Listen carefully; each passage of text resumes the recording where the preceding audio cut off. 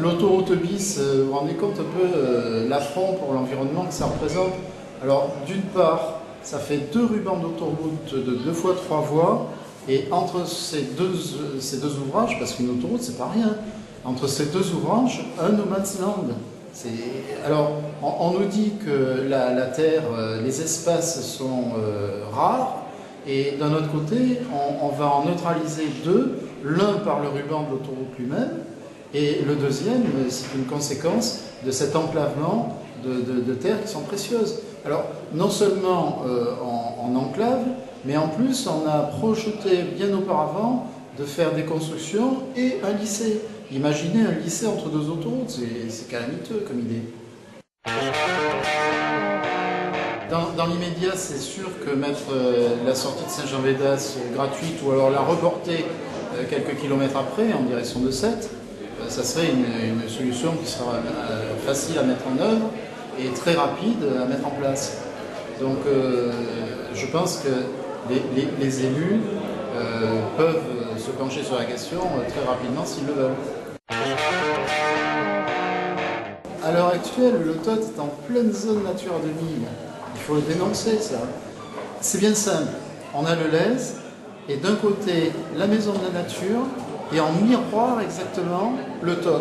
C'est incompréhensible.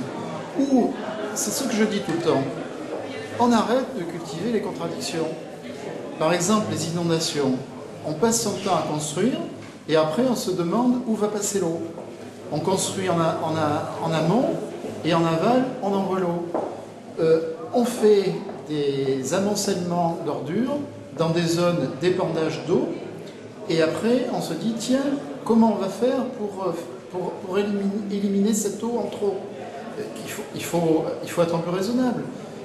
On fait des efforts presque surnaturels pour éviter la pollution, et on en rajoute, alors qu'on aurait pu ne pas investir les jardins de Maguelone. On y a mis 23 mètres d'ordures supplémentaires. Arrêtons donc les contradictions. C'est sûr que la LGV, on ne va pas y couper, puisque de toute manière, nous, on ne va pas cultiver les contradictions. On ne va pas dire qu'il faut enlever du monde sur les autoroutes et être contre également le rail.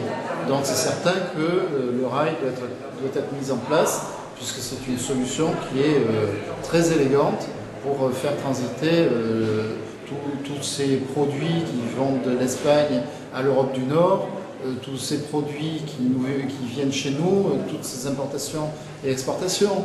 Mais il faut tout de même faire attention aux populations environnantes.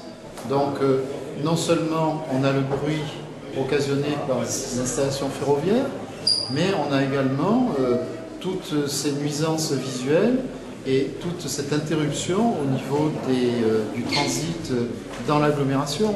On ne peut pas isoler impunément une commune où 17 000 habitants vivent en toute sérénité. Morin, quand on compare Morin à un village gaulois, je veux bien qu'on ait ce souci de défendre son territoire, mais dans le bon sens du terme.